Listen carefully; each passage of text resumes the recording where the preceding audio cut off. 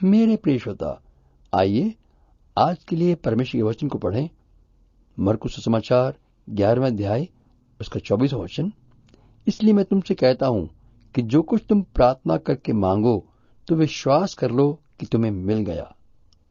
आज इस वचन पर देखते हैं कि जो कुछ भी हो सभी बातों के लिए विश्वास करें कि तुम्हें मिल गया है।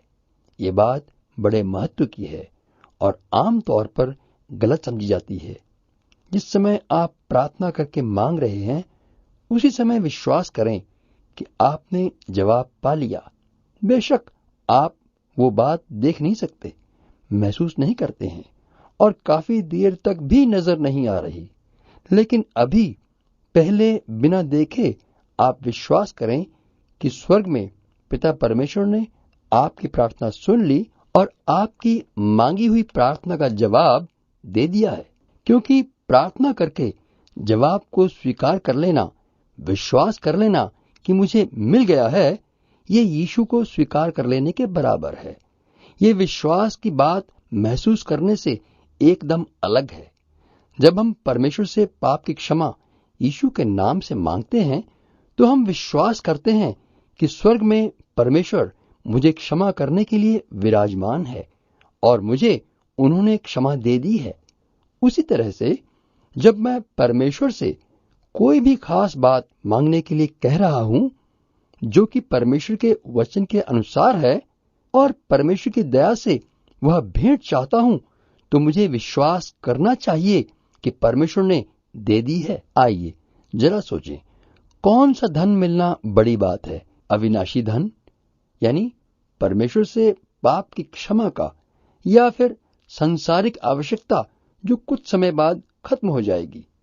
यदि दयालु परमेश्वर अमूल्य धन हमारे मांगने पर, जब हम अपने तहे दिल से मांगते हैं तो बिना देर किए परमेश्वर हमें देते हैं, तो फिर बाकी छोटी छोटी नाशवान वस्तुएं तो छोटी सी बात है देना, ताकि हमारा आनंद भरपूर हो। इसलिए हम विश्वास करके धन्यवाद करें।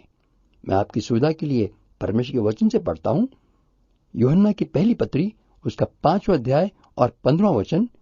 और जब हम जानते हैं कि जो कुछ हम मांगते हैं वो हमारी सुनता है, तो यह भी जानते हैं कि जो कुछ हमने उससे मांगा वो पाया है।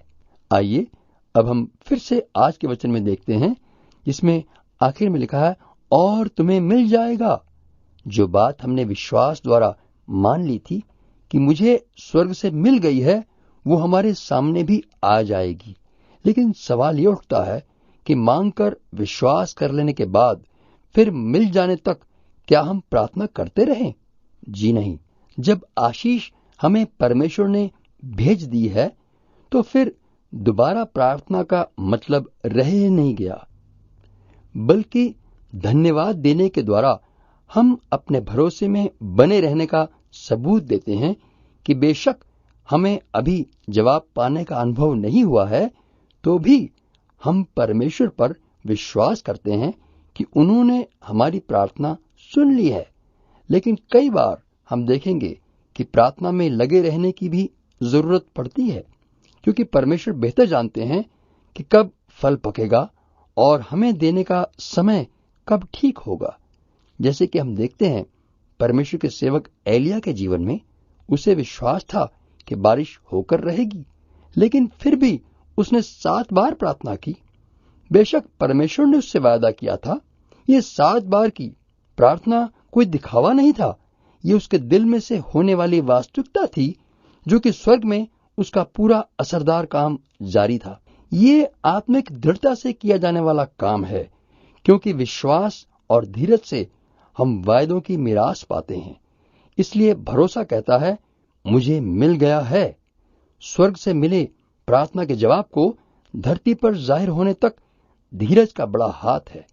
स्वर्ग व पृथ्वी के बीच में मुख्य विषय का शब्द है भरोसा या विश्वास।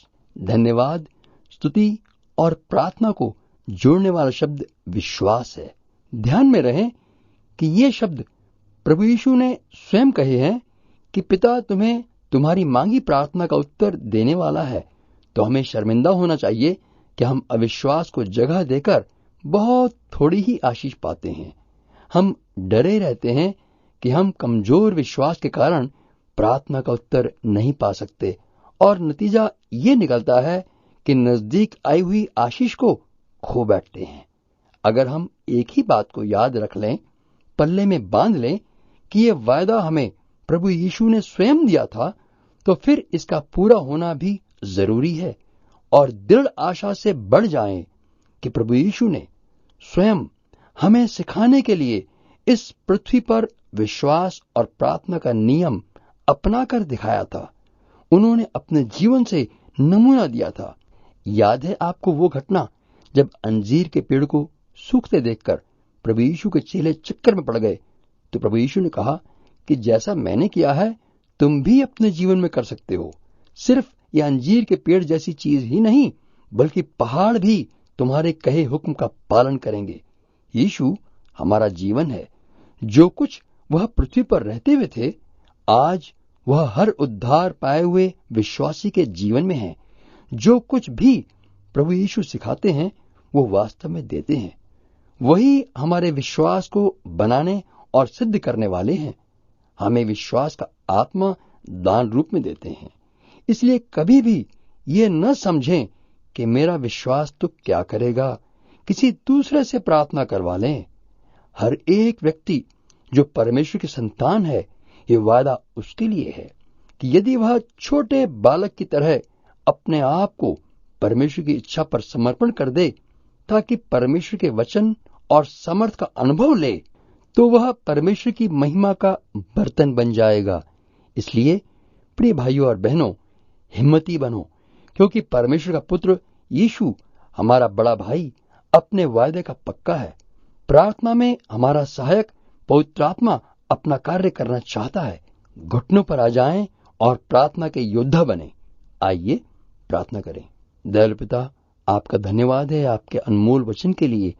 आपने मुझे बता दिया कि मैं आपके ऊपर विश्वास करके सब कुछ कर सकता हूं जो आप मेरे जीवन द्वारा करना चाहते हैं। इसलिए अभी से मैं अपने आप को आपके सामर्थ्य हाथों में सौंपता हूं कि आपकी इच्छा, आपका वचन मेरे जीवन में सामर्थ्य के साथ प्रकट होता रहे। आपकी महिमा के लिए हो, यीशु के पवित्र नाम में, आमीन।